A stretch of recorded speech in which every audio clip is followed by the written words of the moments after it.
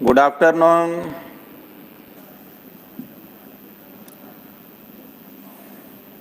An object is acted upon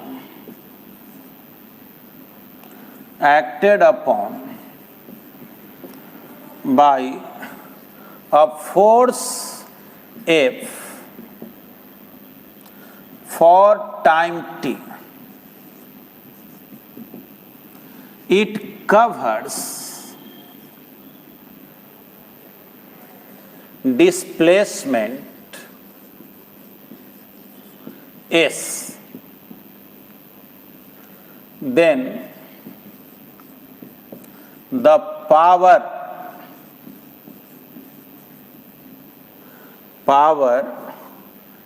exerted by the applied force will be, first option है F S square into T, second option है F S T cube, third option है F S by T, fourth option है F square S square divided by T. ठीक है, आप कहिएगा कि sir आप वर्क पावर एनर्जी पढ़ाए नहीं, ये सब क्वेश्चन आप पूछने लगे, है ना? ये सब क्वेश्चन आप क्यों पूछने लगे, हमको समझ में नहीं आ रहा। देखिए ना क्या क्या पूछ रहे हैं कि पावर क्या होगा, ये थोड़े पढ़ाए हैं। देखो सही बात क्या है, अभी जो क्वेश्चन पूछे थे ना वही क्वेश्चन है कि एक आदमी का वजन कितना है, बस क्वेश्चन पूछने का तरीका बदला गया है, और तरीका बदलते ही ज़्यादातर लोग वहीं पर फेल हो जाते हैं। इसीलिए कहा जाता है ना कि कोई भी फील्ड में सक्सेस होने के लिए जितना मुझे नॉलेज की ज़रूरत है, यानी जो कंसेप्ट बोलते हैं, कंसेप्ट की ज़रूरत है, उतना ही जो है मुझे प्रैक्टिस और पेशेंस की ज़रूरत है। मतलब क्या करें, नहीं समझ में आ रहा है, चलो एक बार और पढ़ते हैं, अच्छा सोचते हैं, अच्छा फिर देखते हैं, करते करते अच्छा देखते हैं ऐसे करके। भाई ये क्वेश्चन क्यों पूछा गया, ये तो हम ऐसा तो क्वेश्चन बनाए नहीं। अच्छा जब पूछा गया है तो ज़रूर इसका मतलब है कि ये हम लोगों से बनना चाहिए। क्या निकालना है जी? पावर निकालना है। तो कैसे निकालें? ये ऐसा लिखा हुआ है, इसमें टी पे कुछ लिख दिया है। अच्छा एक बात तो तय है ना कि इसका जो डायमेंशनल इक्वेशन होगा वो इसका नहीं होगा, क्योंकि दोनों अलग अलग टर्म लिखा हुआ है, वो इसका नहीं होगा, यानी चारों का डायमेंशन अलग अलग है। अरे ये तो काम ही हो गया, चारों का डायमेंशन अलग अलग है, बहुत बढ़िया है। कोई एक ही ना होगा पावर का डायमेंशन। देखो जी यहाँ पे पहले ये देखो पावर का डायमेंशनल इक्वेशन क्या होता है। तो पावर का हम लोग पढ़े हैं M L power 2 T power -3। अब क्या करो, बारी बारी से इस चारों का डायमेंशनल इक्वेशन निकालो।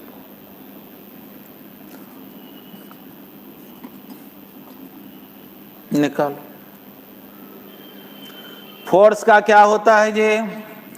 M L T power -2। S क्या है? तो डिस्प्लेसमेंट है, तो वो तो लेंथ हो गया, एल पावर 2, टी है टाइम, तो टी लिख दो। देखो मिला करके तो एम एल पावर 3 हो गया, जबकि तुम जान रहे हो कि देखो यहाँ एल पावर 1 है, 2 है, तो 3 हो गया। टी टू दी पावर -1, यानी ये तो गलत हो गया, उससे मैच नहीं कर रहा। चलो इसको हम लोग करके देखते हैं। M L T power -2, displacement हो गया एल टी पर पावर 3। देख लो भाई, एम एल पर पावर 2 तो जरूर आया, लेकिन टी पर पावर 1 आ गया, जो कि उससे मैच नहीं कर रहा। इसका करके देखते हैं। M L T power -2, displacement हो गया एल डिवाइडेड बाई टी। अब बतलाओ m, l power 2 t power -3। देख लो आ गया ना, यानी यही आंसर होगा। डायमेंशन मेथड से इसका आंसर दे दिए कि नहीं। भले क्वेश्चन वर्क पावर एनर्जी का है, हमको उतना नहीं अभी वर्क पावर एनर्जी आता है, जब पढ़ेंगे तो जानेंगे। अभी तो हम पढ़े नहीं हैं, लेकिन अभी हम डायमेंशन मेथड से भी इसको बना सकते हैं कि नहीं। ठीक है, चलिए। तो उम्मीद है कि डायमेंशन का जो एप्लीकेशन बताए वो सब आप सीख गए हैं। अब हम लोग आगे जो है सीखते हैं इसका लिमिटेशंस क्या है, डायमेंशन मेथड का लिमिटेशंस क्या क्या है। चलिए मिटाते हैं इसको।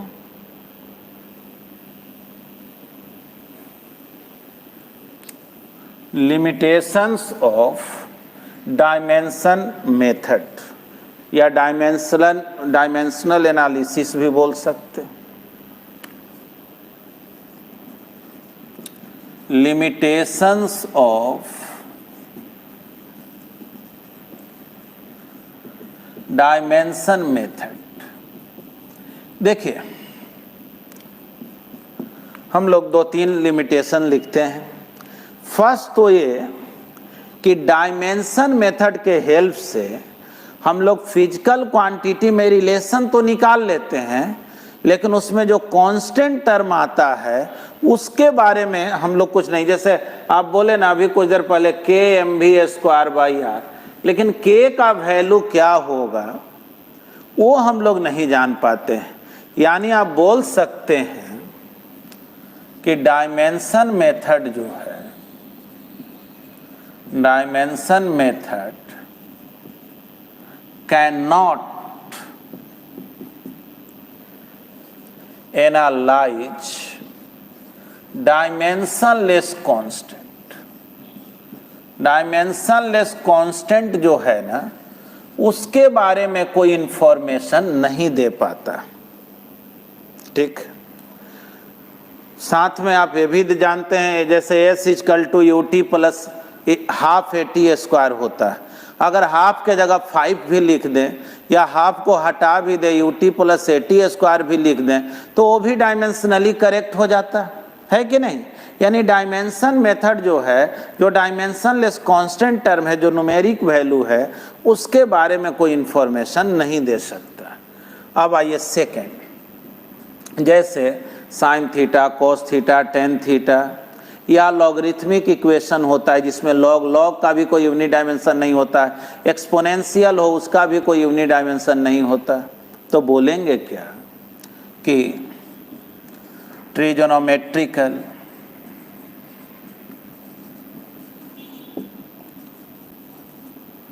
Logarithmic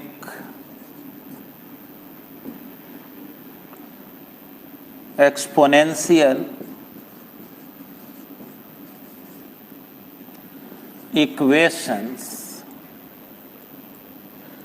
cannot be analyzed by dimension method। ठीक ना, इसको भी आप डायमेंशन मेथड से एनालाइज नहीं, क्योंकि इस सब का कोई यूनिट डायमेंशन होता ही नहीं। और एक बात और जाने, जैसे अभी आप पढ़े थे ना, पावर डिपेंड कर रहा है फोर्स पे, डिस्प्लेसमेंट पे, वेलोसिटी पे, या पावर फोर्स और वेलोसिटी पे, ऐसा पढ़े तो आपको कहा गया रिलेशन निकालो। तो रिलेशन आप निकाल के दिखाए, x y z तक का पावर निकाले। लेकिन अगर यही हम बोल देना आपसे कि पावर डिपेंड कर रहा है मास पे, फोर्स पे, वेलोसिटी पे, टाइम पे, यानी अगर हम 4 टर्म बोल दें, 3 बोलने के बजाय 4 बोल दें, तब डायमेंशन मेथड से आप x y z या और एक टर्म मानना पड़ेगा। जैसे देखिए क्या बोलना चाह रहे हैं, जैसे कोई कह दिया ना पावर डिपेंड कर रहा मास पे, वेलोसिटी पे, फोर्स पे, टाइम पे, सपोज करो ऐसे कुछ बोल दे, और t पे पावर को मान लो हम कुछ नया नाम दे रहे हैं, चलो q दे रहे हैं। कोई कहे चारों का वैल्यू निकालो, तब आप नहीं निकाल पाइएगा। 3 ही तक आप काम कर सकते हैं, 3 से कम रहेगा तो ठीक है, 3 से ज्यादा हो गया तब जो है उसके बीच रिलेशन निकालना संभव नहीं है डायमेंशन मेथड के हेल्प से। यानी बोलेंगे क्या, इफ अ फिजिकल क्वांटिटी कोई फिजिकल क्वांटिटी जो है depends on more than 3 other quantities, है ना, कोई फिजिकल क्वांटिटी 3 से ज्यादा क्वांटिटी पे डिपेंड कर रहा हो, then relation among them cannot be established। ठीक ना, उसके बीच आप रिलेशन को नहीं निकाल सकते हैं। ये 3 जो है ना लिमिटेशंस है। क्या क्या बोले, फर्स्ट में कि ये डायमेंशनलेस कांस्टेंट को एनालाइज नहीं करेगा, सेकंड में ट्रिगोनोमेट्रिकल लॉगरिथमिक एक्सपोनेंशियल इक्वेशन को एनालाइज नहीं कर सकता है, क्योंकि साइन थीटा हो या लॉग हो या है ना एक्सपोनेंशियल इक्वेशन, उसका कोई यूनिट डायमेंशन नहीं होता है। और थर्ड जो है, अगर कोई फिजिकल क्वांटिटी 3 से ज़्यादा अदर क्वांटिटी पे डिपेंड कर रहा हो तो उसमें भी रिलेशन बताना संभव नहीं है। उम्मीद है आप समझ गए होंगे।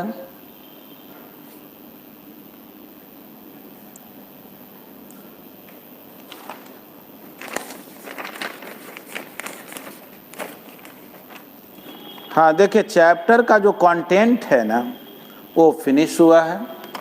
अब जो है आप लोगों को बोले थे कि क्वेश्चन जो है बताने के लिए कि सब फिर आगे लिख लीजिएगा, है ना, वीडियो जब अपलोड हो जाएगा। देखिए अभी जो है गवर्नमेंट के तरफ से कोई भी नोटिफिकेशन हुआ नहीं, और ये जो कोरोना है वो तो पता नहीं क्या क्या गेम करेगा, कैसा खेल खेलेगा, किसी को पता नहीं है। हम लोग जो हैं वो तो टेक्नोलॉजी है उसके माध्यम से पढ़ रहे हैं, सीख रहे हैं।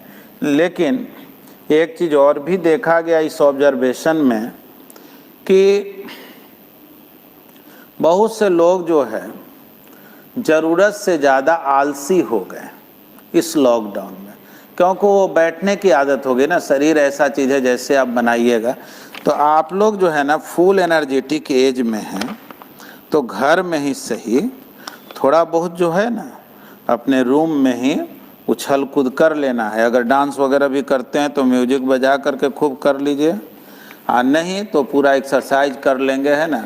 अब सूर्य नमस्कार वगैरह भी यूट्यूब से देख करके, बस प्लानिंग यही बनाना है ना कि हमको आज 5 बार करना है, ज़्यादा से ज़्यादा 10 बार से ज़्यादा करने की भी ज़रूरत नहीं है आपको। और ऐसे अगर थकान नहीं होता है तो कर लो, आधा घंटा भी 1 घंटा एक्सरसाइज करो, मज़ा आएगा, फिर अच्छा लगेगा ना। तो वो सब करते रहना चाहिए, क्योंकि एक चीज़ जानना, हम लोग जिन लोगों को ऐसा समझते हैं को पढ़े लिखे नहीं हैं, हकीकत ये होता है कि उन लोगों को पढ़ने लिखने का मौका नहीं मिला होता है। दिमाग उनका किसी वैज्ञानिक से कम नहीं होता है। मतलब कि जब आप दिमाग को यूज में लाते हैं तब ही दिमाग एक्टिव होता है, नहीं हो तो एक्सपेरिमेंट करके एक देखना बता रहे हैं। क्या करना ना कि मान लो ये चारों उंगली को जो है ना एक धागा से बांध दो, आप बांध करके इसको 3 दिन रखे रहो, चौथा दिन खोलोगे ना धागा को तो ये उंगली ऐसे ऐसे नहीं हो। ये क्या बताना चाहता है मालूम है? शरीर ऐसा है जैसा बनाओगे वैसा ही बन जाता है, इनर्शिया का स्टेट है। अब वो चाहता हम ऐसे ही बने रहे, वो ऐसे ही से नहीं होता, उसके लिए फिर ऐसे ही से करना पड़ता। कभी तुम्हारा हो सके फ्रैक्चर वगैरह हुआ हो और डॉक्टर प्लास्टर कर दिया हो, है ना, फिंगर को ऐसे पर, अब बाद में तुमसे ऐसे हो ही नहीं रहा हो कि अरे इस तो मेरा कंट्रोल ही खत्म हो गया, है ना। तो वैसे ही मस्तिष्क शरीर ऐसा चीज़ है कि अगर उसको इनएक्टिव रखोगे तो धीरे धीरे वो कंप्लीट इनएक्टिव मोड में चला जाता है। इसलिए उसका एक्टिविटी मेंटेन रखना है, बराबर रखना है। चलो जी, कुछ क्वेश्चन बतला दे रहे हैं, कुछ को देखते हैं बस। चलो जी, कह रहा है the unit of length and time is double, तो जी का वैल्यू क्या है? जी आप जानते हैं ना 9.8 मीटर पर सेकेंड स्क्वायर होता है। आप चलो डबल करोगे, इसको 2 मीटर कर दिए, इसको 2 सेकेंड स्क्वायर कर दिए, बोलो नहीं कितना हो जाएगा? 9.8 डिवाइडेड बाई 2 मीटर पर सेकेंड स्क्वायर। देख लो ये 4 ना हो गया और ऊपर 2 हो गया, यहाँ स्क्वायर है, बस 4.9। सिंपल है कि नहीं? मतलब कि हाफ हो गया। कह रहा है क्या कि double differentiation of S by D T square. देखो D square S by D T square, इसका डायमेंशनल इक्वेशन लिखो। तो देखो यहाँ पर एस पर तो कोई पावर है नहीं, और डी तो डिफरेंशिएशन में पढ़ा था, ये तो ऑपरेटर है ना, ये तो सिंबल है, जैसे डी एक्स या डी एस, मतलब very small change in S. D तो सिंबल है, इससे यूनिट डायमेंशन को कोई लेना देना है नहीं। तो देखो अगर इसका यूनिट पूछा जाता ना, क्या लिखें? तो एस हो गया मीटर और T square second square, metre पर सेकेंड स्क्वायर। कहा जाए डायमेंशनल इक्वेशन क्या होगा? तो dimensional equation L T power 2 L T to the power -2। Metre का लेंथ, सेकेंड का टाइम, है कि नहीं? बहुत आसान है। इस प्रॉब्लम में y equal to A sine omega T minus theta. कह रहा y डिस्प्लेसमेंट है और t टाइम है। ए ओमेगा थीटा का बतलाइए। देखो जी वो क्या कह रहा है? y डिस्प्लेसमेंट है, यहाँ लिख दे रहे हैं y है डिस्प्लेसमेंट और t जो है वो टाइम है। बस ज्यादा दिमाग नहीं लगाना। देखो साइन का तो कोई यूनिट डायमेंशन होता नहीं, तो जो ए का होगा वही वाई का होगा, यानी बोलेंगे dimensionally A is equal to Y. तो यूनिट ऑफ ए क्या होगा? तो मीटर हो गया। डायमेंशन क्या होगा? तो डायमेंशन हो गया एल। अब चलिए, जब पूरे साइन थीटा का तो कोई यूनिट डायमेंशन होता नहीं, और ये भी जो टर्म एंगल रहता है, एंगल का यूनिट तो होता है लेकिन डायमेंशन नहीं होता है, यानी बोल सकते हो omega T minus theta is equal to 1,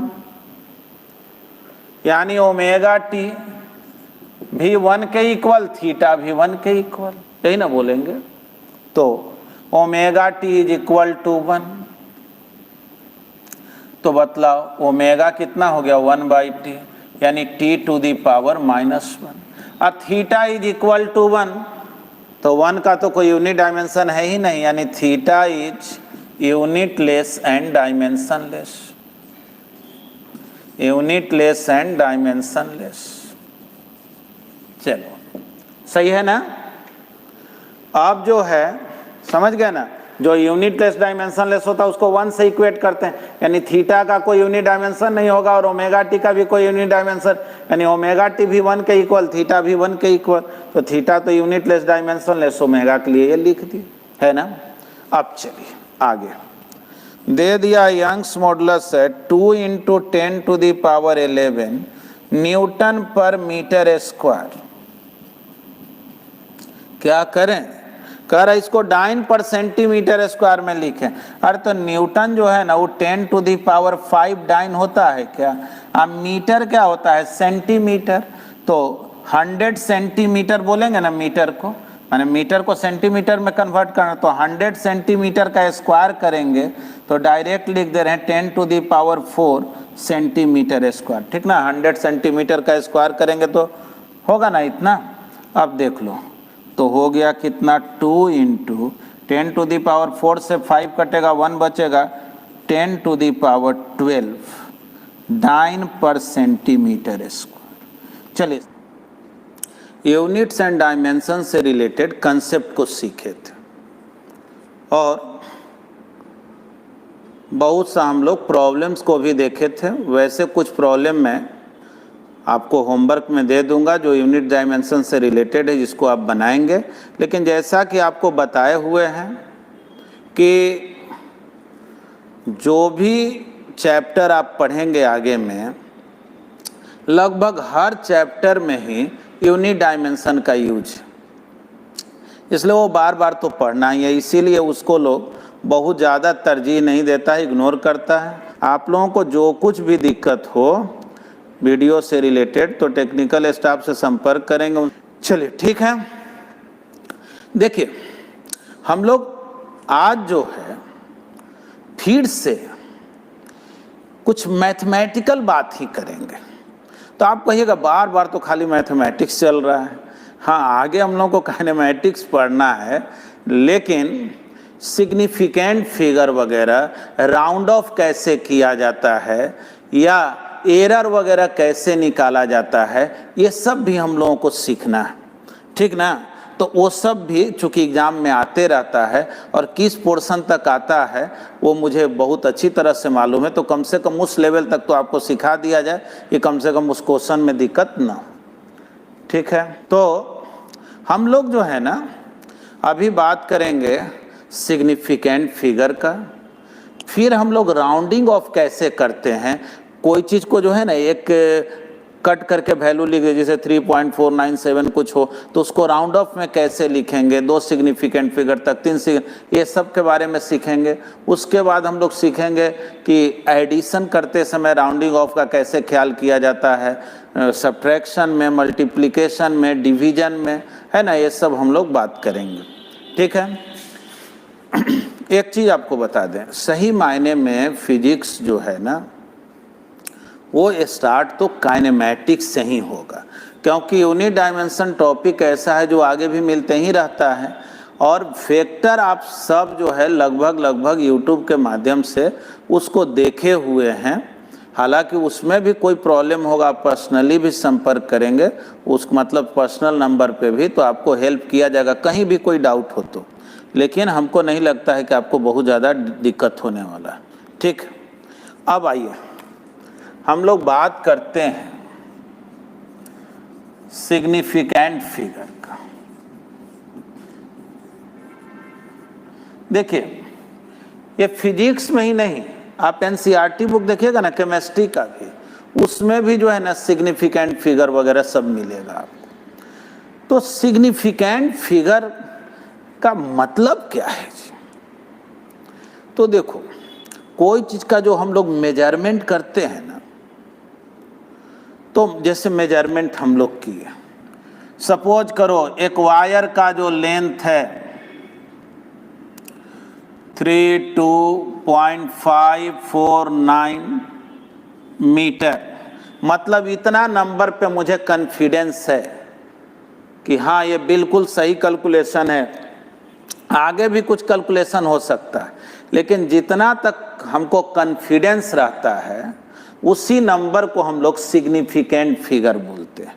देखिए कुछ बात जो है ना बहुत आपको विचित्र लगेगा। जैसे अगर आपसे कहा जाए कि कोई वायर का लेंथ है 2 मीटर, कोई कहा नहीं 2.0 मीटर, कोई कहा 2.00 मीटर, ठीक है। अच्छा चलो इसको मिटा कर हम इसी दोनों में पूछ रहे हैं, थोड़ा सोच करके बताओ तो ये दोनों में कौन बड़ा है, 2.0 मीटर की 2.00 मीटर? थोड़ा सोच करके जवाब दो तो। बहुत अलग क्वेश्चन है, 2.0 मीटर और 2.00 मीटर में कौन बड़ा है?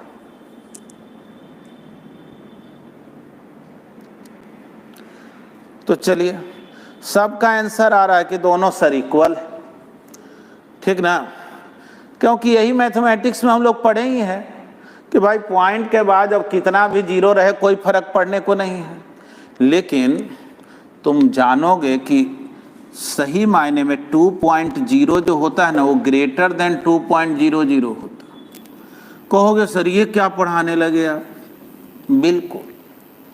एक चीज जानो, जैसे इसके कैलकुलेशन करते समय हम लोग पॉइंट के बाद एक डिजिट तक कैलकुलेशन किए, आगे कैलकुलेशन नहीं किए।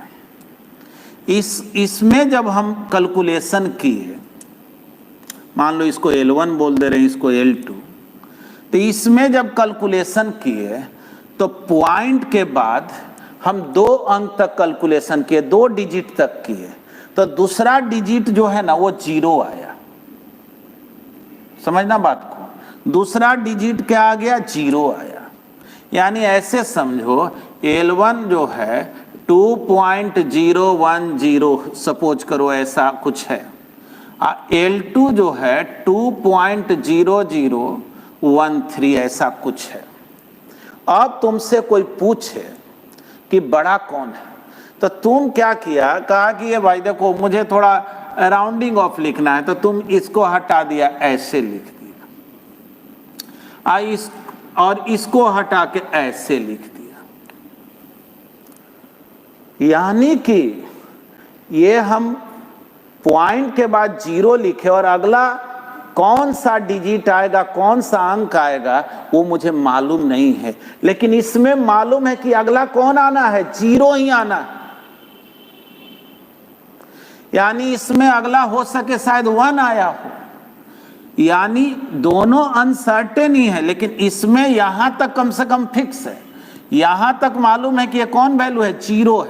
देखो ध्यान से, इसमें जो है 0 के बाद वाला नंबर क्या है ये मुझे मालूम नहीं है, तो उस स्थिति में हम लोग बोलेंगे कि 2.0 इज ग्रेटर देन 2.00 मीटर। मतलब ये अगर हम माइक्रोस्कोपिक व्यू ले तो जनरल मैथमेटिक्स में हम लोग क्या बोलेंगे, अरे भाई 2.0 लिखो, चाहे 2.00 लिखो, चाहे 2.000 लिखो, यही सबसे कोई फर्क पड़ने को है क्या, जैसे भी मर्जी लिखते रहो, इससे कोई फर्क पड़ने को नहीं है। आप जनरली पढ़ते हैं उसके अनुसार बिल्कुल ही आपका जवाब सही है कि ये दोनों इक्वल है, लेकिन उम्मीद है कि जो मैं आपको बात समझाया वो आप समझ गए कि 2.0 इज ग्रेटर देन 2.00, इसलिए क्योंकि इसमें हम पॉइंट के बाद एक ही अंक तक सॉल्व किए हैं, एक ही डिजिट तक सॉल्व किए हैं। अगर अगला डिजिट सॉल्व करते और बाय द वे 1 आ जाता, लेकिन इसमें तो अगला डिजिट फिक्स है ना कि 0 ही आएगा, इसलिए बहुत संभावना है कि इसका जो वैल्यू है यानी 2.0 का जो वैल्यू है वो 2.00 से ज्यादा है। हालांकि अभी हम सिग्निफिकेंट फिगर के लिए नहीं बतलाएं, ये कॉमन सेंस के लिए बतलाए हैं, ठीक है ना, बात तो समझ गए आप। ये भी तो हो सकता है कि अगला 0 ही है, बिल्कुल हो सकता है, लेकिन ये अनसर्टेन तो है ना, मुझे मालूम तो नहीं ना है, इसीलिए बोलेंगे कि ये इससे बड़ा है, ठीक है ना। बिल्कुल 0 भी हो ही सकता है, क्यों नहीं हो सकता, ठीक ना। उम्मीद है आप बात समझ चुके हैं।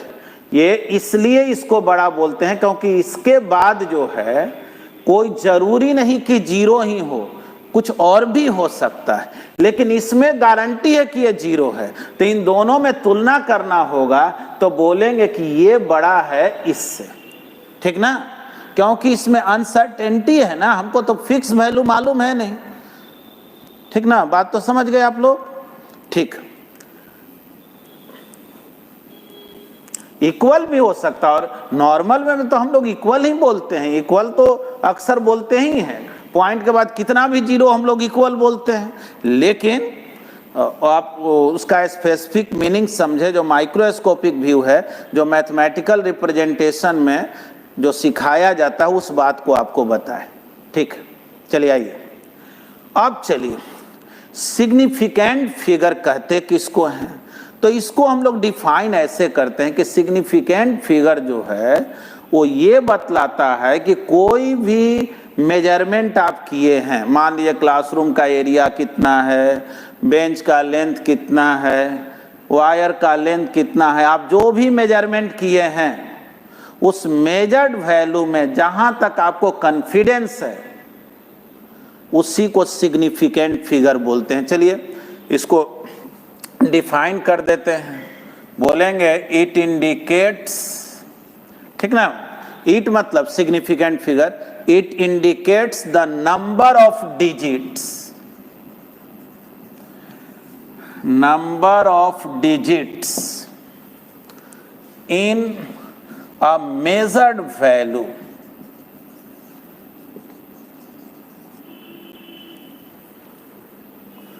up to which we have confidence. ठीक ना, जहां तक मुझे कॉन्फिडेंस हो, और जितने पॉइंट के बाद भी अगर मेजरमेंट करें और जितने ज्यादा सिग्निफिकेंट फिगर होगा, जैसे मान लो कोई वायर का लेंथ मापा, कहा जानते हो 2.0 मीटर है, कोई कहा कि नहीं 2.00000001 मीटर है, ज्यादा बेहतर मेजरमेंट कौन है? तो ये मेजरमेंट ज्यादा बेहतर है। ठीक ना, यानी कि larger the number of significant figure, larger the number of significant figures,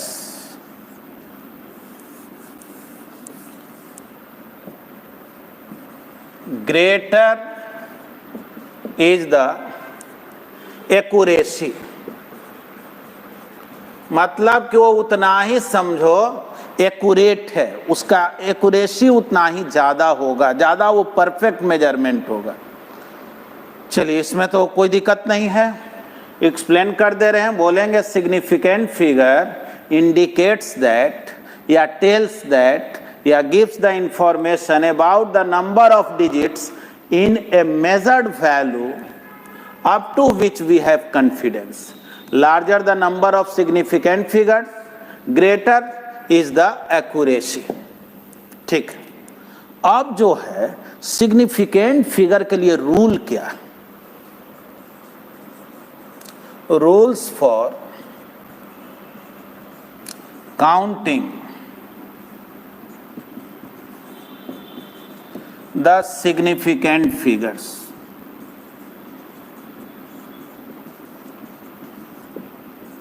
चलिए, जो रूल बनाया गया है अब उसको फॉलो करना है। सबसे पहले जानेंगे ऑल नॉन जीरो डिजिट्स। ठीक ना, आर टेकन एज सिग्निफिकेंट।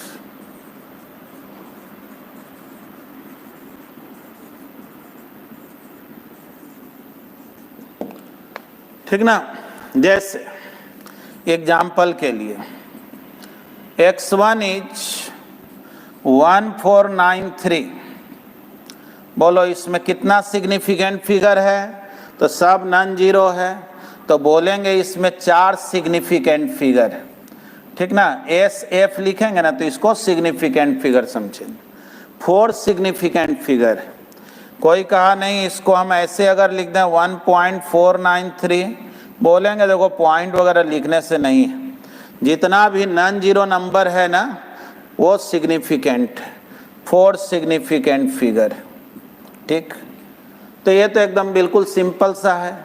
क्या बोले? All non zero digits are significants. इसमें तो कोई प्रॉब्लम हो ही नहीं सकता। तो ये तो हो गया रूल 1।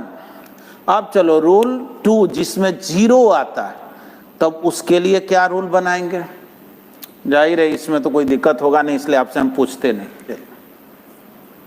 इसको मिटा रहे हैं, फिर जो है ना जब वीडियो अपलोड हो जाएगा तो देख करके लिखेंगे। हाँ, एक बात और आप लोगों को बता दे रहे हैं, यूनिट्स एंड डायमेंशंस का कि हमेशा इस बात को याद रखिएगा कि जो नोट्स आप अपने से बनाते हैं उससे बेहतर नोट्स नहीं हो सकता। फिर भी स्टडी मटेरियल में वो नोट्स को दिया गया है जिससे कि जो लोग भी नोट्स वगैरह नहीं बना पाए हों तो उनको मदद मिल सके।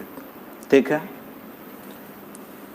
ऐसे आपका नोट्स जो होगा दिया गया नोट से बेहतर ही बना होगा, आप में से जो लोग भी बनाए होंगे।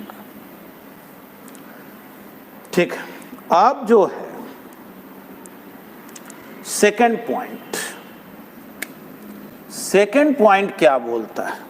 ये कहता है the zeros appearing between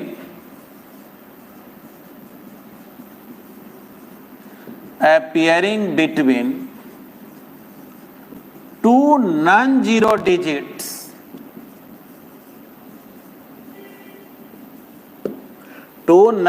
digits are significant।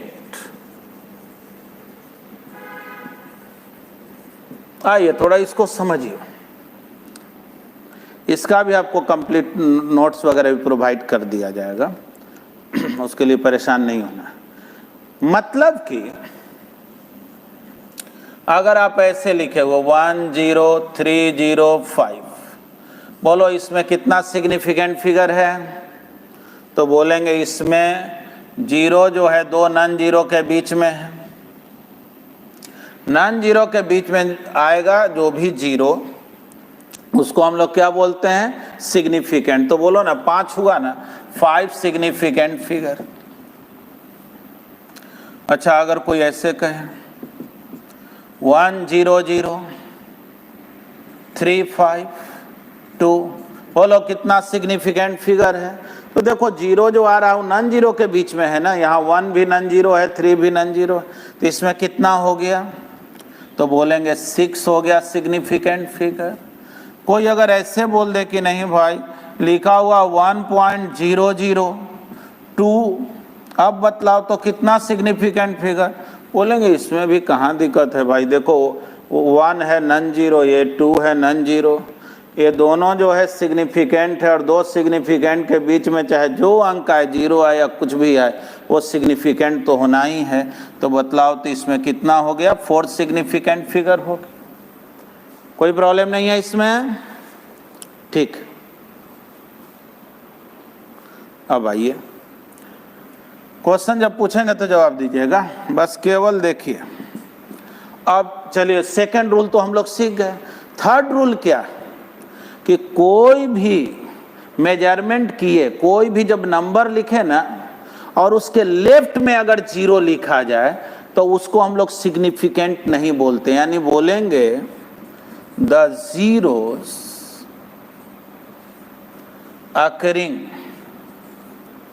ठीक ना, zero occurring to the left of last non zero digit, या नॉन जीरो डिजिट जो भी बोलो, लास्ट बोले जा, non zero digit are not significant, are not significant. थोड़ा सोच लो क्या कह रहा है, कि अगर कोई नंबर आप लिखे, जैसे सपोज करें 00149, बोलो इसमें कितना सिग्निफिकेंट फिगर है, तो बोलेंगे देखो भाई नॉन जीरो के पहले जो भी जीरो होगा, एक हो या उससे ज़्यादा हो, तो ये जो है ना वो सिग्निफिकेंट में काउंट नहीं, यानी इसमें 3 सिग्निफिकेंट फिगर, ठीक ना, इसमें 3 सिग्निफिकेंट फिगर है। थोड़ा समझना आगे। अगर कोई कहे 0.00149, बतलाओ इसमें कितना सिग्निफिकेंट फिगर है, कितना सिग्निफिकेंट फिगर है, तो बोलेंगे देखो नॉन जीरो के पहले लेफ्ट में जब जीरो रहेगा तो वो सिग्निफिकेंट में काउंट नहीं हो, यानी 3 सिग्निफिकेंट, इसमें भी 3 सिग्निफिकेंट फिगर है, ठीक है। अच्छा थोड़ा सोच करके बताना तो इसमें, ठीक ना। कहा गया 0104, या चलो 0.01004, जल्दी से बतलाओ इसमें कितना सिग्निफिकेंट फिगर, चलो इसमें कितना सिग्निफिकेंट फिगर है। देखो ये तो कोई कहेगा ये वाला जीरो, तो बोलेंगे ये तो नॉन जीरो के बीच में, अभी ना पढ़े हो कि जो नॉन जीरो के बीच में जब रहता हो तो सिग्निफिकेंट में काउंट होता है, लेकिन ये सिग्निफिकेंट में काउंट नहीं होगा, यानी 4 सिग्निफिकेंट फिगर। कितना तो आसान है ना। तो चलिए ये तो हम लोग थर्ड रूल तक सीखे, अब हम लोग फोर्थ देखते हैं। क्या क्या सीखे हम लोग, कि जितना भी नॉन जीरो डिजिट होगा वो सब सिग्निफिकेंट होगा, फर्स्ट रूल में सीखे। सेकेंड रूल में सीखे कि नॉन जीरो के बीच में अगर जीरो आ जाए तो उस जीरो को सिग्निफिकेंट लिखते हैं। थर्ड पॉइंट में क्या सीखे, कि लेफ्ट साइड में जब जीरो हो नॉन जीरो के, तो उसको जो है यानी स्टार्टिंग में जो जीरो रहेगा उसको हम लोग सिग्निफिकेंट में काउंट नहीं करेंगे। और आइए अब हम लोग देखते हैं फोर्थ पॉइंट को। अब थोड़ा समझें, अगर किसी नंबर में डेसिमल हो, इन ए नंबर विथ डेसिमल, देखो ये बढ़िया रूल है, इसको समझना है। जब डेसिमल हो ना तो उसमें याद रखना है कि जो जीरो आएगा डेसिमल के बाद में, जो राइट साइड में आएगा, वो सब को हम लोग क्या लेंगे, सिग्निफिकेंट लेंगे, ठीक ना। इसमें क्या बोलेंगे, in a number with the decimal zeros to the last of non zero digit are significant, zeros to the last of non-zero digits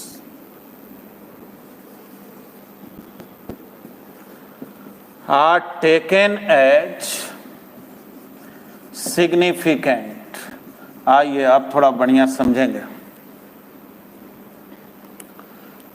जैसे आपसे कहा गया कि 2.00 बतलाओ इसमें कितना सिग्निफिकेंट फिगर है। तो देखो डेसिमल के बाद जो भी लास्ट में जीरो आ रहा है तो ये गारंटी है कि ये भी सिग्निफिकेंट है, यानी बोलेंगे 3 सिग्निफिकेंट फिगर है। आपसे कहा गया 2.1000, बोलो कितना सिग्निफिकेंट फिगर है, तो बोलेंगे 5 सिग्निफिकेंट फिगर है ना।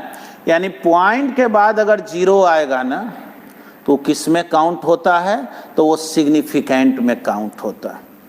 यहां तक तो समझने में कोई दिक्कत नहीं है। ये तो बात समझ गए होंगे, इसमें कोई बहुत ज्यादा दिक्कत तो होने। अब देखें, अब अगर डेसिमल वाला ही टर्म हो, हम लोग डेसिमल वाला तो समझ गए, अगर विदाउट डेसिमल हो और तब राइट साइड में जो जीरो आए तब उसको क्या सिग्निफिकेंट बोलेंगे, तो बोलेंगे क्या, इन ए नंबर, ध्यान से देखना यही दिक्कत करता है, in a number without decimal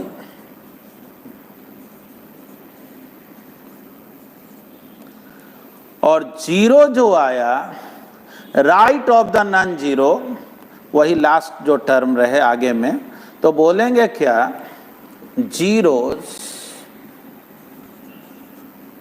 zeros to the right of, ठीक ना, राइट ऑफ नॉन जीरो, थोड़ा समझना, right of non zero are not significant, ये सिग्निफिकेंट नहीं होता। ये क्या कहना चाह रहा है जी, देखो इसमें तो राइट में ही था ना सब, लेफ्ट इधर राइट इधर, ही सब सिग्निफिकेंट था। ये कह रहा है कि नहीं सिग्निफिकेंट नहीं होता है। थोड़ा बढ़िया से देखना ही क्या कहना चाह रहा है।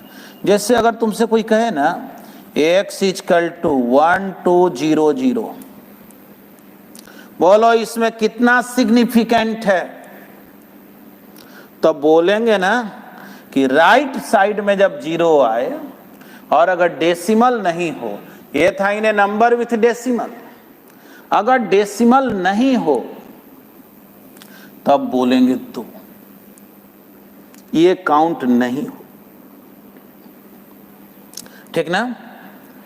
लेकिन इसी में एक बात और सीखना, उसमें अक्सर लोगों को कंफ्यूजन होते रहता है, और वो बात ये है कि अगर आप जो हैं एक्चुअल मेजरमेंट करते हैं, इन एक्चुअल मेजरमेंट, जैसे अगर आप क्या लिखे, x = 1200 मीटर, मतलब कि आप यहां पे जो है यूनिट लिख दिए, तब उस केस में इस जीरो को जो है ना आपको शामिल कर लेना पड़ता है सिग्निफिकेंट फिगर में, यानी तब 4 सिग्निफिकेंट फिगर हम लोग करते हैं। यानी देखिए जी, इसमें थोड़ा कंफ्यूजन है।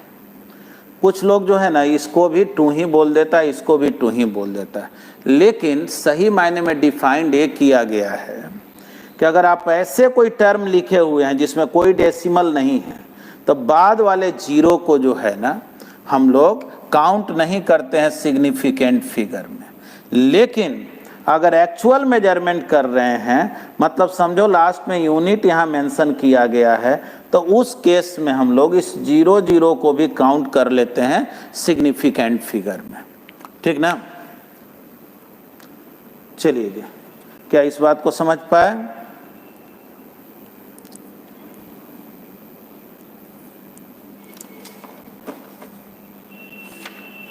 अब हम लोग कुछ और रूल को देखते हैं, मिटाते हैं इसको। देखिए 10 पे जो पावर आप देते हैं उसको हम लोग सिग्निफिकेंट में काउंट, इसमें तो दिक्कत नहीं ना? हाँ ठीक।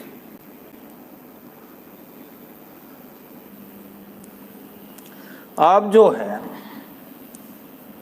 जब आप 10 पे पावर देते हैं, द पावर ऑफ, कितने रूल हम लोग सीखे? 5 सीखे ना? 6। The power of 10 is not significant. मतलब कि अगर आप ऐसे लिखते हैं 3.2 into 10 to the power 7 metre, suppose करो कोई पूछे कि कितना सिग्निफिकेंट फिगर है, तो 10 पर जो पावर होता है ना उसको हम लोग सिग्निफिकेंट में काउंट नहीं करते, यानी बोलेंगे 2 सिग्निफिकेंट फिगर है ना। x इक्वल टू सपोज करो 1.309 into 10 to the power 4 metre. बोलो कितना सिग्निफिकेंट फिगर है? तो बोलेंगे भाई देखो इससे हमको कोई मतलब नहीं, हमको इससे मतलब। बोलो कितना सिग्निफिकेंट फिगर है? तो 4 सिग्निफिकेंट है ना, इससे मतलब है। 10 पे पावर जो है जो भी रहे उसको हम लोग सिग्निफिकेंट फिगर के रूप में काउंट करने वाले नहीं। ठीक, चलिए आगे बढ़ते हैं। अब आते हैं in conversion of unit.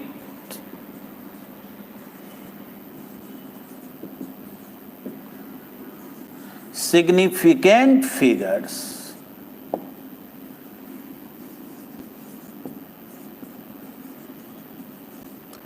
Are not changed.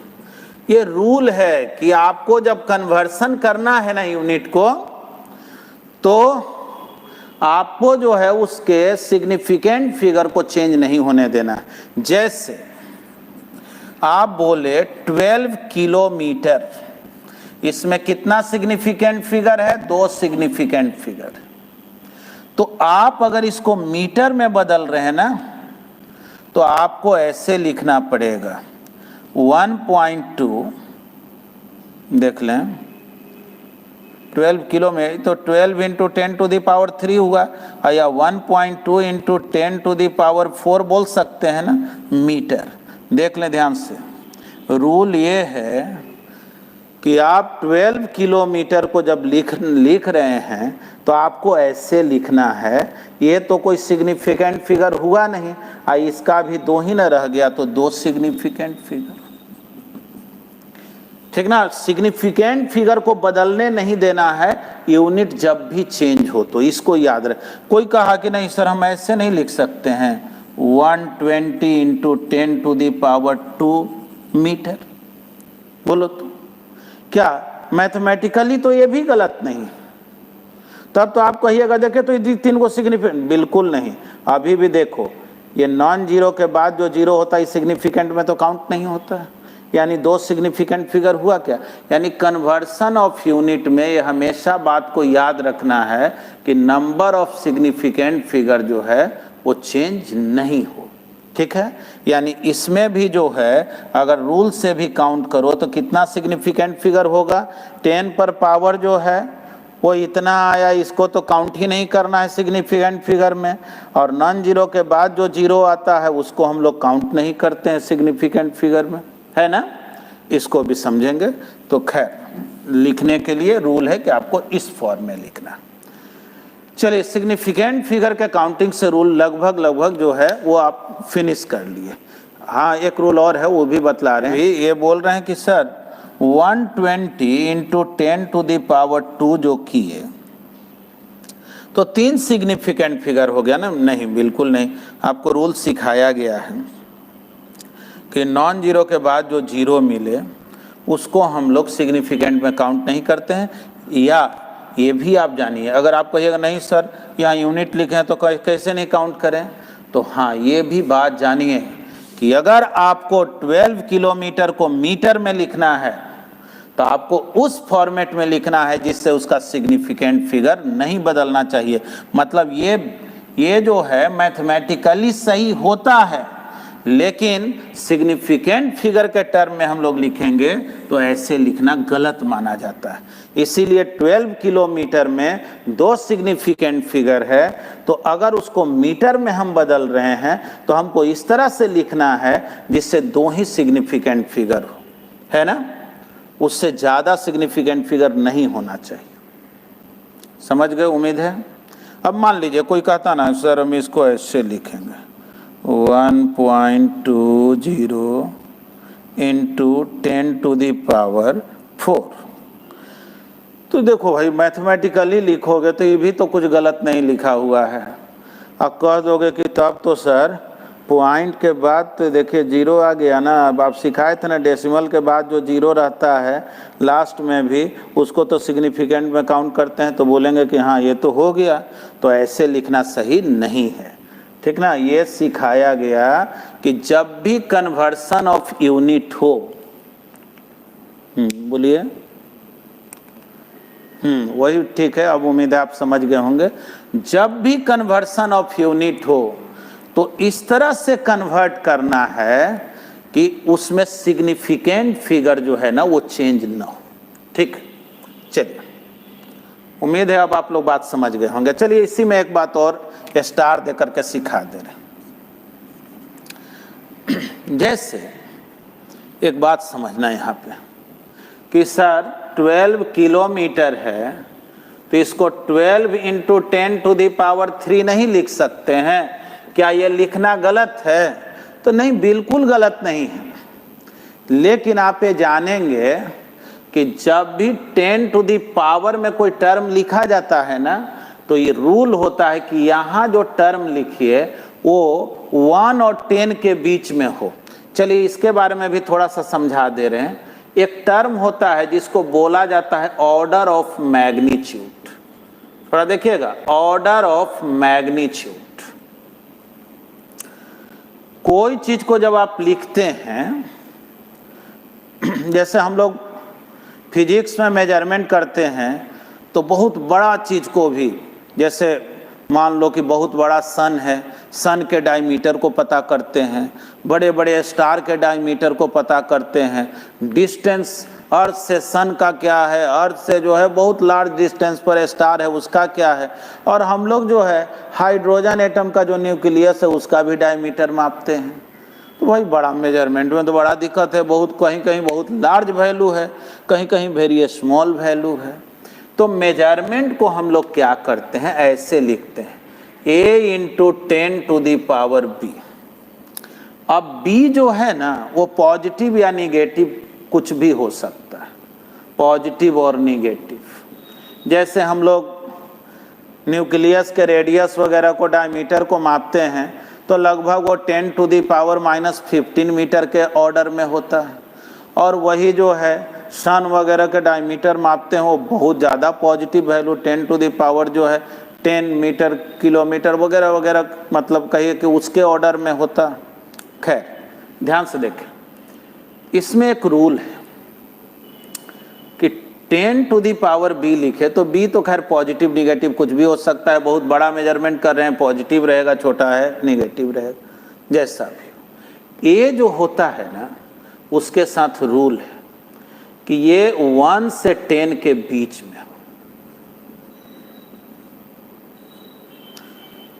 तो देखो अगर ऐसे लिखे हैं तो ये वाला टर्म 1 और 10 के बीच में नहीं ना है, तो इसलिए ऐसे लिखने को फिजिक्स में अच्छा नहीं माना जाता है।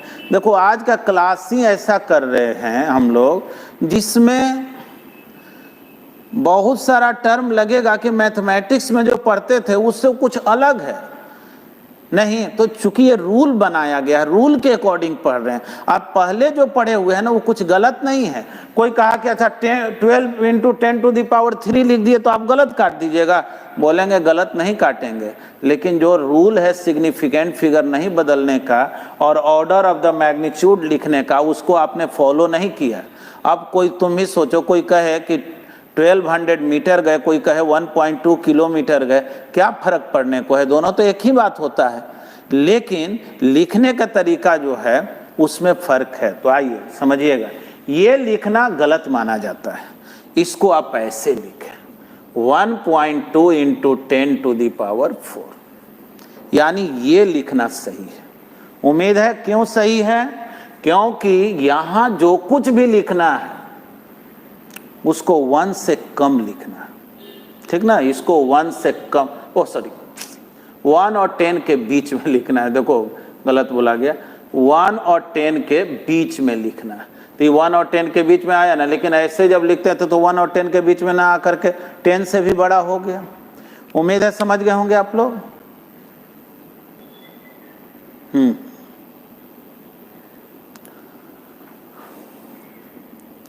देखिए आपको ये नहीं सिखाया जा रहा है कि ये जो आप लिखे वो गलत है, आपको ये बताया जा रहा है कि रूल ऐसे लिखने का नहीं है। हाँ यूनिट तो लगा हुआ है ना, तो 2 तो सिग्निफिकेंट बोलेंगे, हाँ आप सिग्निफिकेंट फिगर के अनुसार बिल्कुल सही है, कुछ गलत नहीं है। सिग्निफिकेंट फिगर के अकॉर्डिंग आप बिल्कुल राइट हैं, लेकिन ऑर्डर ऑफ मैग्नीट्यूड का एक अलग रूल है, वो रूल ये है। तो उम्मीद है अब आपको भी क्लियर हो गया होगा, ठीक है।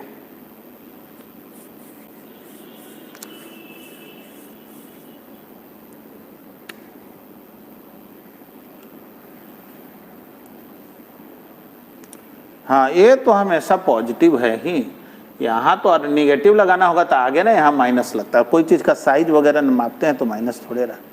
खैर मतलब मेथड समझे ना, ये ए का जो वैल्यू है ना 1 से लेकर 10 के बीच में होना चाहिए, लेकिन बी कुछ भी पॉजिटिव निगेटिव कुछ भी हो सकता है ना, ठीक है। ठीक ना। देखिए एक नया हम लोग यहाँ टर्म चर्चा हुआ, जब भी आप 10 टू दी पावर के टर्म में लिखते हैं ना तो यहाँ वाला टर्म 1 और 10 के बीच में लिखना होता है, ठीक है। आइए अब एक बात और सीखा, जैसे कहा गया नंबर ऑफ एक्स,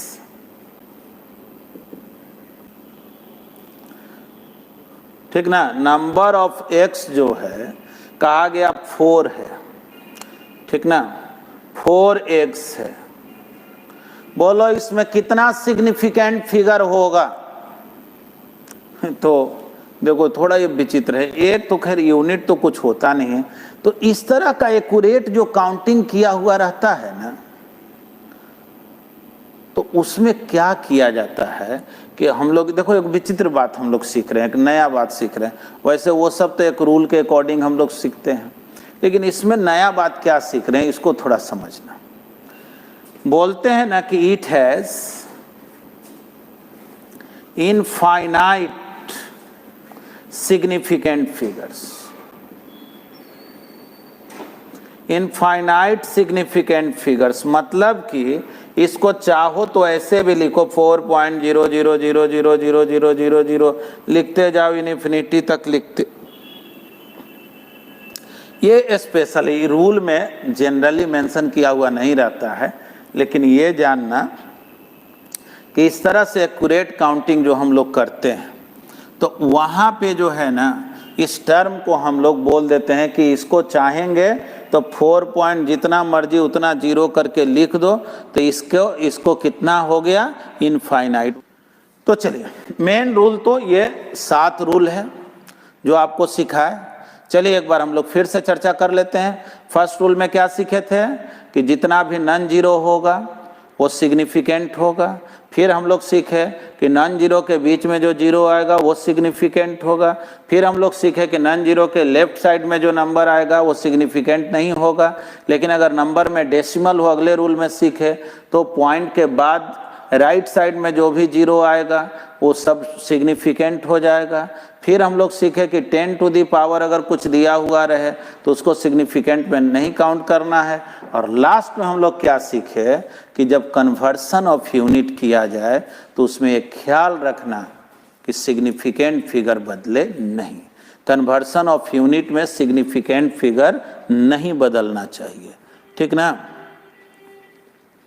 तो उम्मीद है अब इसको आप लोग सीख गए हैं। और ये बतलाया ना कि इस तरह का काउंटिंग जब रहे ना तो उस तरह के काउंटिंग में बोला जाता है इनफाइनाइट। जनरली इस टाइप का क्वेश्चन तो आपसे बहुत कम ही पूछा जाता है, लेकिन वो अगर कोई पूछे ऐसा क्यों बोले तो बोलते हैं ना कि चाहोगे तो इसको इस तरह से लिख सकते। इसीलिए बुक में अक्सर जो है ये 7 पॉइंट्स दिया हुआ रहता है, ठीक। अब हम लोग राउंडिंग ऑफ सीखते हैं। आइए चलिए राउंडिंग ऑफ, जैसे कोई कहता है ना, जैसे दुकान में गया और बतलाया कि भाई इतना दाम है, तो कहा यार भाई राउंड फिगर लगा दीजिए ना, है ना, ऐसा लगा दीजिए कि एकदम सीधा सीधा हो जाए। तो राउंडिंग ऑफ हम लोग कैसे करते हैं इसको थोड़ा सीखना है। कुछ एग्जाम्पल के हेल्प से हम लोग सीखते हैं। तो चलिए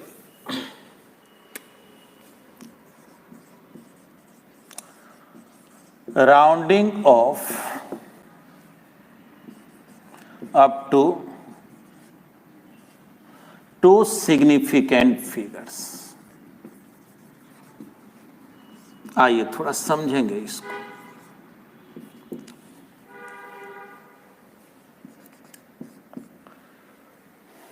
एग्जाम्पल से समझा रहे हैं तो ज़्यादा बेहतर ढंग से आप समझ जाएं। जैसे आपसे कहा गया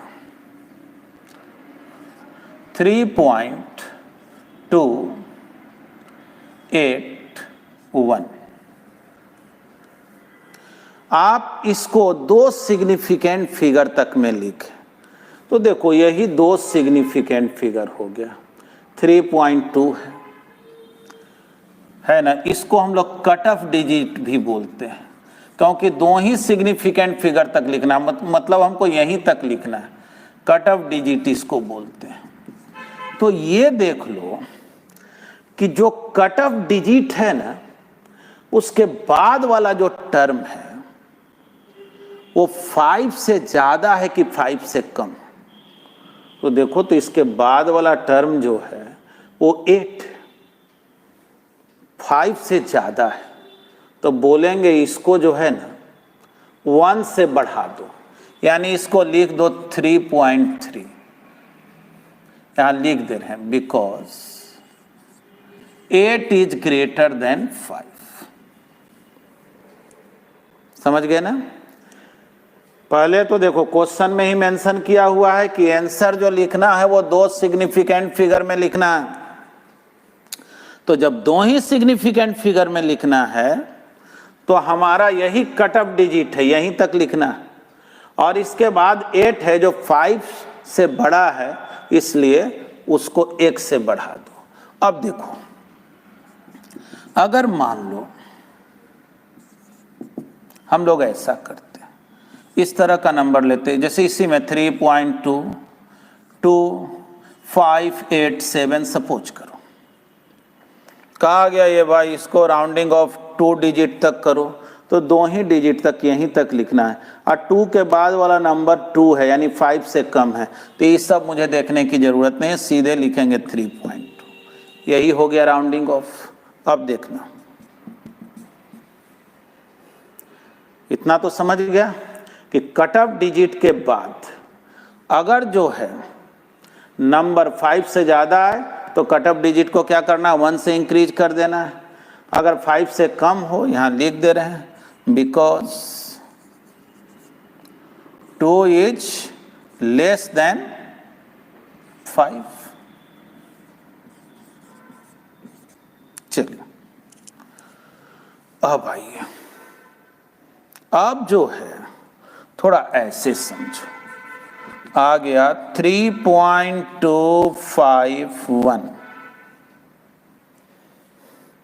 कोई कह रहा है भाई 2 अंक तक लिखो, 2 सिग्निफिकेंट फिगर होना चाहिए। अब क्या करें, थोड़ा बोलो। चलो भाई अब तुम लोगों को बोलना, क्या करें।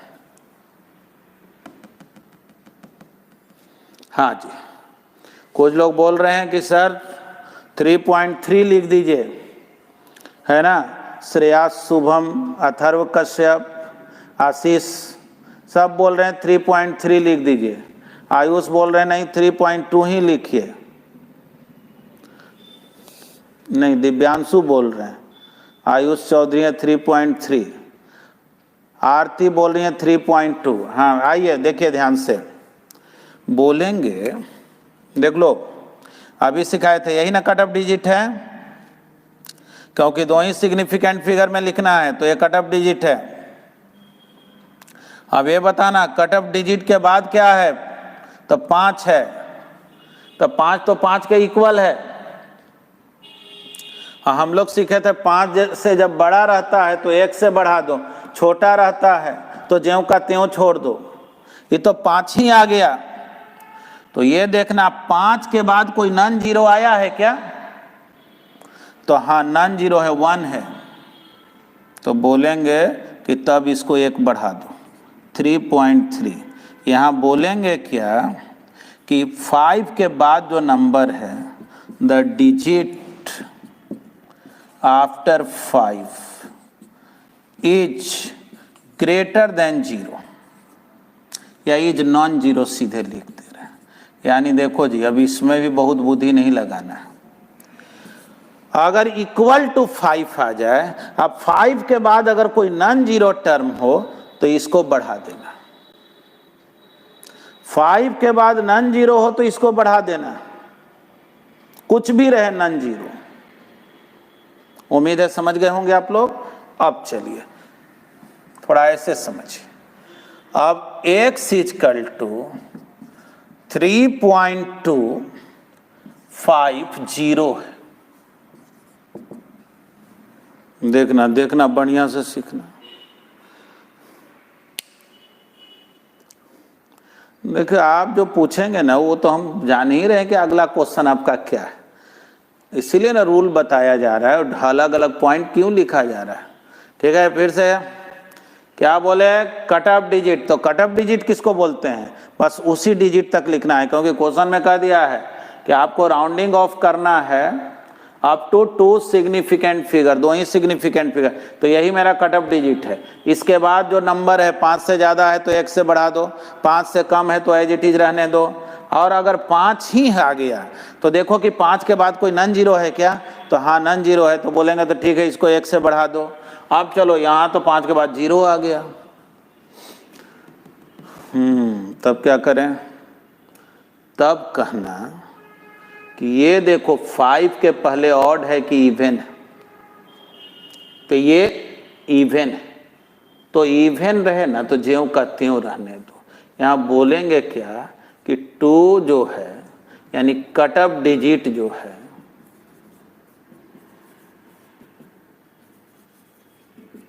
इज इवन, ये इवन है इसलिए कुछ मत करो। लेकिन अगर यही ऐसा होता 3.350, समझना बात को, देखे इधर 3.350। तो ये ऑड है ना, कट ऑफ डिजिट ऑड है, cut off digit is odd. Odd जब रहे ना तो उसको 1 से बढ़ा दो, यानी ये 3.4। चलो जी फिर से, और उम्मीद है आप तो आंसर तक खुद भी पहुंच गए होंगे, लेकिन पहले इसको हम समझा दें। चलिए जल्दी से ध्यान से देखें क्या सीखा है। जो कट ऑफ डिजिट हो उसके बाद अगर 5 से ज़्यादा हो तो 1 से बढ़ा दो, 5 से कम अगर हो तो ज्यों का त्यों छोड़ दो। अगर 5 के बाद कोई नॉन जीरो टर्म हो, 1 2 3 4 कुछ भी हो, तब कट ऑफ डिजिट को 1 से बढ़ा दो। और अगर 5 के बाद 0 आ जाए,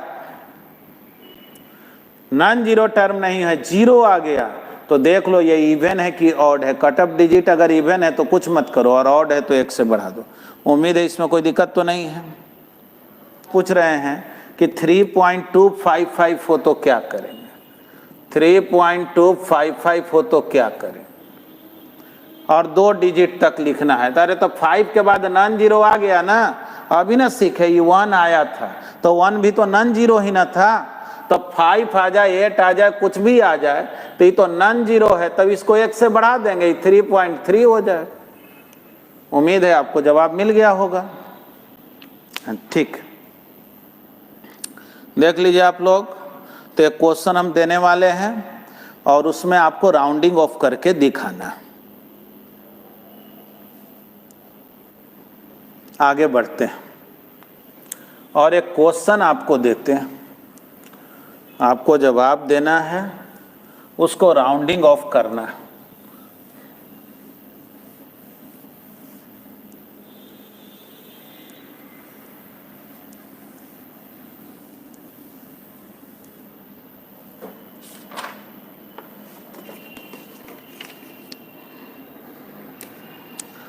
चलिए क्वेश्चन है, rounding off to 3 significant figure, ठीक ना, 3 सिग्निफिकेंट फिगर्स। अब कुछ टर्म हम लिख रहे हैं, बारी बारी से उसको एक्सप्लेन करेंगे। बुक से ही नंबर ले रहे हैं, 7.364, अगला है 7.367, 8.3251, इसी तरह से 9.445, नेक्स्ट जो है वो है 15.75,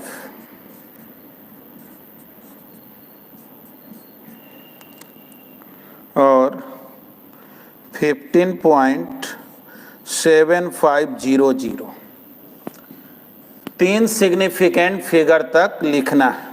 आप लोग सब जो है पहले अपने कॉपी में लिख लें, थोड़ा हम भी स्केच में इंक डाल देते हैं।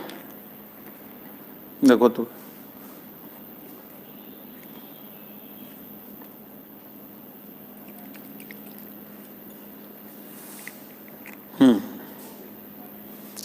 याद रखेंगे, 3 सिग्निफिकेंट फिगर तक लिखना।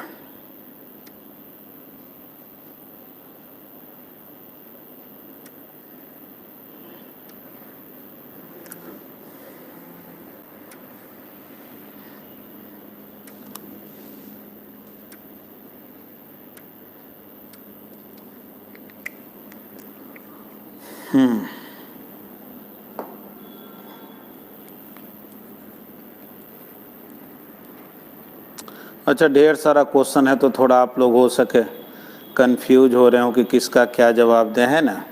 उम्मीद है आप लोग जो है सब सही ही जवाब देंगे। आइए, 3 सिग्निफिकेंट फिगर, तो चलो 3 ही तक लिखना है, 1 2 3, यही है cut off digit. Cut off digit के बाद वाला नंबर देखो क्या है, 5 से ज़्यादा है कि कम है, तो कम है, तो बोलेंगे वही रहने दो, और क्या, इसमें क्या बुद्धि लगाना। आ जाओ आगे बढ़ते हैं। इसमें कट ऑफ डिजिट भी 6 है, उसके बाद वाला नंबर 7 है, 5 से ज़्यादा है, 7.37 है कि नहीं।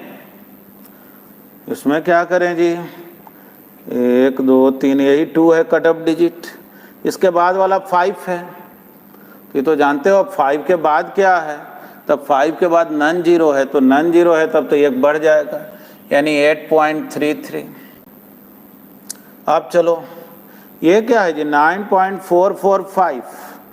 देखो देखो अब यहाँ पे ध्यान से देखना, 9.445, तो 4 यही लास्ट वाला 4 कट ऑफ है। इस कट ऑफ डिजिट के बाद कौन नंबर है, तो 5। कट ऑफ डिजिट के बाद 5 है। अब 5 के बाद क्या ही पता नहीं चल रहा है, तो नहीं कुछ मालूम रहे तो जीरो समझा जाता है। तो 5 जब जीरो के द्वारा फॉलो किया जाता है तो क्या सिखाया गया, पहले देख लेना ऑड है कि इवन है, तो ये इवन है, तो इवन है तो ज्यों का त्यों छोड़ दो, 9.44। यहां भी देखो कट ऑफ डिजिट 7 है, 7 के बाद 5 है, तो इक्वल टू 5 जब आ जाता है, ग्रेटर देन और लेस देन रहता है तब तो उसमें दिक्कत नहीं होता है। इक्वल टू 5 आ जाए तो उसके बाद समझ लेना जीरो, कारण कि इसके बाद तो कुछ लिखा हुआ नहीं, तो जीरो है। तो ये देखो 5 के पहले ऑड है कि इवन है, तो ऑड है, तो 15.8। इसमें आ जाओ, इसमें भी 5 के बाद क्या है, जीरो है, और यही मेरा 7 जो है वो कट ऑफ डिजिट, तो ये ऑड है तो हमको क्या करना पड़ेगा, 15.8। तो उम्मीद है आप लोग सब जो है बिल्कुल सही सही इसको लिखे होंगे।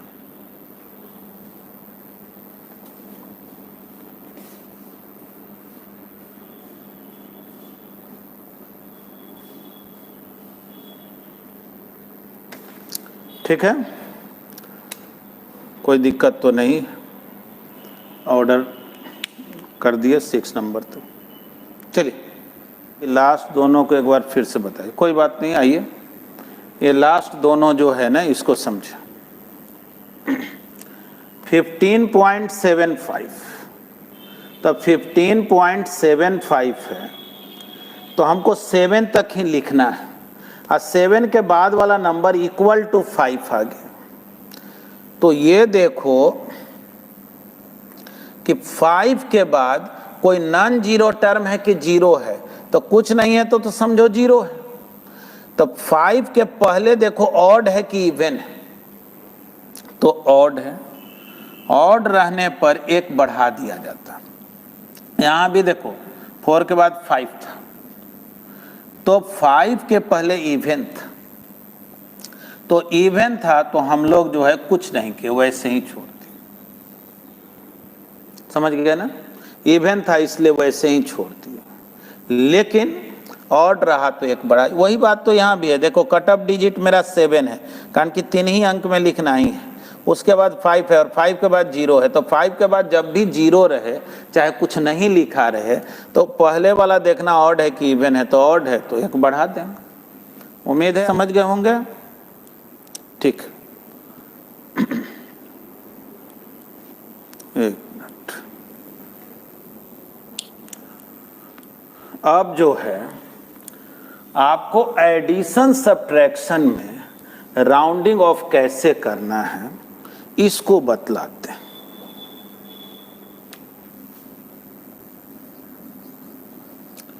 Rules for addition and subtraction.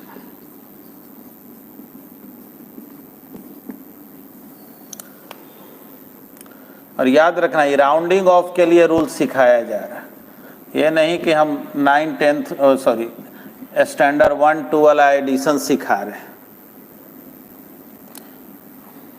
Rounding off कैसे करना, तो कुछ एग्जाम्पल हम लोग लेते हैं, तो एग्जाम्पल से हम लोग बेहतर सीखते हैं। जैसे हम लोग एग्जाम्पल में लिखे 1.2, 3.45, 6.789, चलिए कहा गया इसको ऐड करो, ठीक, तो चलिए ऐड किए, सबको मान लो अपना ऐड करना, थोड़ा टाइम लगेगा, या कैलकुलेटर से ऐड करेंगे।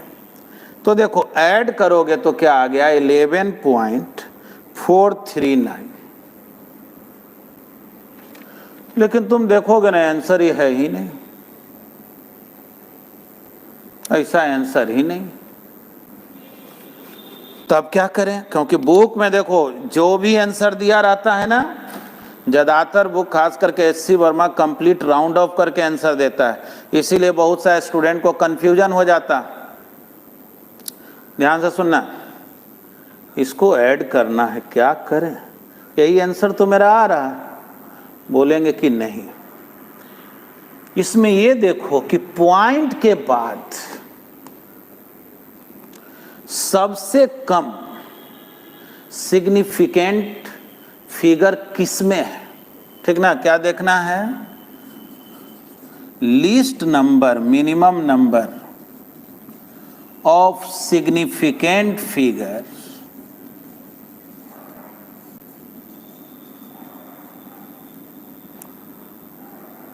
After decimal.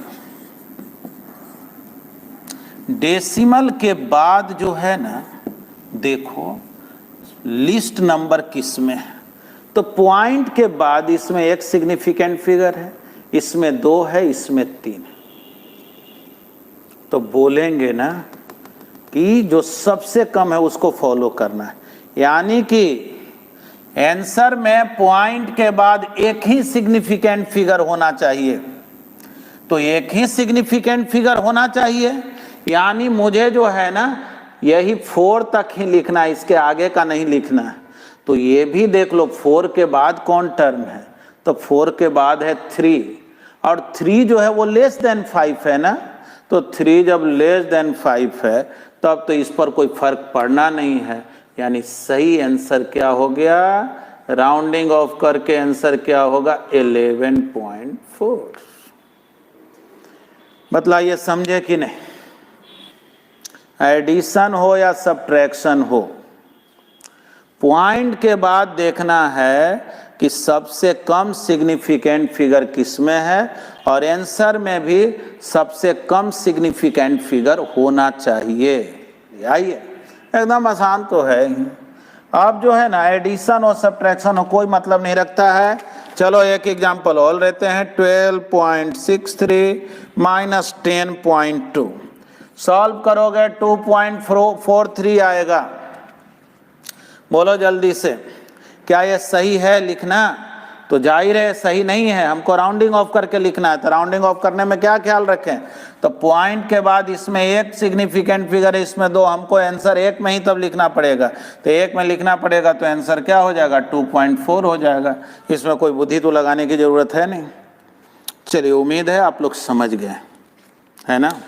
अब आइए आगे जो बात सिखा रहे हैं, rules for multiplication and division, ठीक ना। मल्टीप्लीकेशन और डिवीजन के लिए रूल्स सीखते हैं। एडिशन सब्ट्रैक्शन में क्या सीखे कि जो रिजल्ट होगा ना, रिजल्ट में least number of significant figure after decimal ये होना चाहिए। जो जिस नंबर में सबसे कम सिग्निफिकेंट फिगर है डेसिमल के बाद, उसी को फॉलो करना है। रिजल्ट में भी डेसिमल के बाद उतना ही सिग्निफिकेंट फिगर होना चाहिए, ठीक। अब आइए, rules for multiplication and division. आइए इसको भी थोड़ा समझा जाए। जैसे 2 टर्म को हम लोग मल्टीप्लाई किए, आपसे कहा गया 1.2 इंटू 36.72। देखो हम एग्जाम्पल बुक से इसलिए ले रहे हैं ना क्योंकि थोड़ा कैलकुलेशन जल्दी से लिखा हुआ है वही लिख देंगे। तो 44.064 मल्टीप्लाई करोगे ना तो इतना आएगा। आंसर क्या लिखे जी, आंसर क्या लिखे? हाँ देखो इसमें क्या रूल है, मल्टीप्लिकेशन और डिवीजन का रूल है ना कि जब दो टर्म को मल्टीप्लाई कर रहे हैं और या डिवाइड कर रहे हैं तो रिजल्ट में जो सबसे कम सिग्निफिकेंट फिगर था, डेसिमल वगैरह की बात नहीं कर रहे हैं, डेसिमल से अब कोई लेना देना इसको नहीं है, total number of significant figure से मतलब है। तो देखो तो इसमें सिग्निफिकेंट फिगर कितना है, तो इसमें सिग्निफिकेंट फिगर है 2, इसमें कितना है सिग्निफिकेंट फिगर 4। आंसर में कितना होना चाहिए, तो आंसर में 2 होना चाहिए, ठीक ना। यानी कि बोलेंगे क्या, least number of significant figures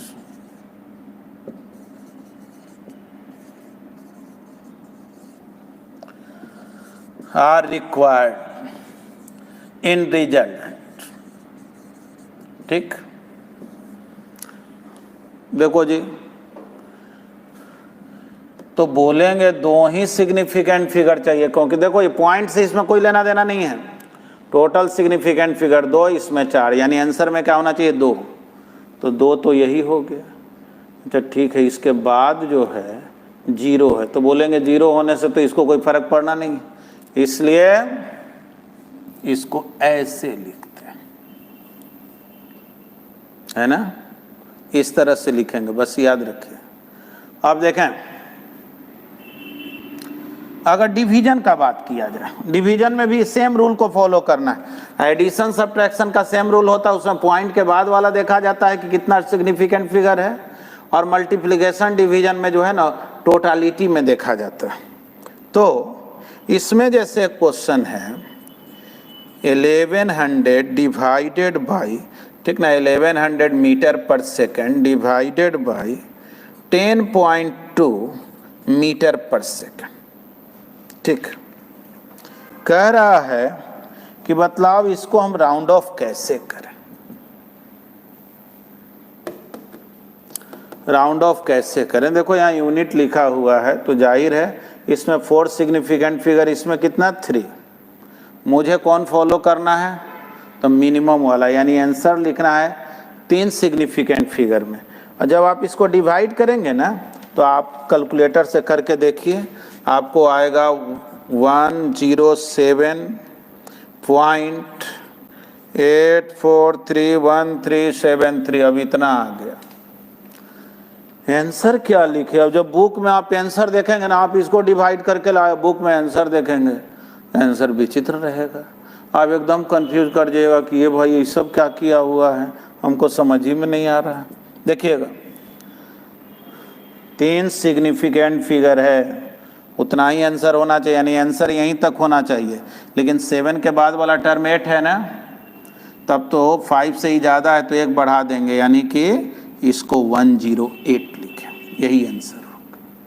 जैसे आप लोग अगर वेक्टर का क्वेश्चन बनाए होंगे तो उसमें आप एससी वर्मा में ऑब्जेक्टिव में क्वेश्चन है कि सर्कल का रेडियस दिया हुआ और एरिया निकालना है, ठीक ना। सर्कल का जो है रेडियस दिया हुआ है और एरिया निकालना है।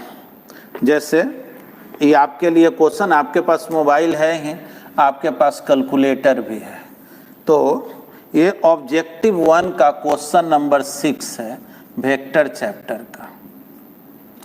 वेक्टर इसमें चैप्टर का नाम नहीं है, एक्चुअली फिजिक्स एंड मैथमेटिक्स है, पेज नंबर 28 में ये है। चलो जी, अब हम क्वेश्चन पूछ रहे हैं, सर्कल का रेडियस दिया हुआ है, भाई रेडियस कितना दिए हुए है, तो 2.12 सेंटीमीटर, इतना रेडियस है। कह रहा एरिया ऑफ द सर्कल बता दो भाई, एरिया ऑफ द सर्कल तो जानते ही हो क्या होता है, पाई आर स्क्वायर, जानते हो ना, पाई आर स्क्वायर, पाई 3.14, 2.12 रेडियस है इंटू 2.12 आर स्क्वायर है ना। देखो अब इसको समझ लो कि जो आंसर आना चाहिए, 3 टर्म को मल्टीप्लाई कर रहे हो ना, आज संजोग है कि तीनों के तीनों टर्म जो है वो क्या है, 3 सिग्निफिकेंट फिगर वाला है, यानी आंसर भी जो है ना वो 3 ही सिग्निफिकेंट फिगर में देना। 3 से ज़्यादा सिग्निफिकेंट फिगर नहीं होना चाहिए, क्योंकि minimum number of significant figures are required in the result of multiplication and divisions. तो जाहिर है मल्टीप्लिकेशन डिवीजन थोड़ा जल्दी से आप लोग बना दीजिए। तो आप लोग जब कैलकुलेशन किए होंगे कैलकुलेटर से, अब मेरे पास तो नहीं है कैलकुलेटर, थोड़ा सा करके बताओ तो 3.14 2 मल्टीप्लाई करके, हाँ, इंटू 2.12 इंटू 2.12, हाँ जी 14.1124 और अब 14.112416 ऐसा आ रहा है। और आप सोचे ना कि ये तो बिल्कुल सही आंसर होगा भाई, हम तो एकदम बढ़िया कैलकुलेटर से निकाले, और आप क्या देखेंगे कि बड़ा गड़बड़ है, आपका आंसर मैच ही नहीं कर रहा। और ये भी आप जान लो अगर ऐसा आंसर लिख दिया तो गलत काट दिया गया, अब तुम फिर सरप्राइज में हो कि हम इतना मेहनत भी किए और गलत भी हो गया। तो बिल्कुल गलत हो गया, क्योंकि राउंडिंग ऑफ का क्या रूल है कि मल्टीप्लिकेशन कर रहे हैं तो जिस टर्म में सबसे कम जो है सिग्निफिकेंट फिगर है उस फिगर को लीजिए और उसको फॉलो कीजिए। तो जाहिर है ये 14.1 आ गया है ना, 3 ही ना लेना है, क्योंकि 1 के बाद फिर 1 है, तो फिर तो इसमें तो कोई फर्क पड़ेगा नहीं, यानी 14.1 जो है बिल्कुल सही आंसर है।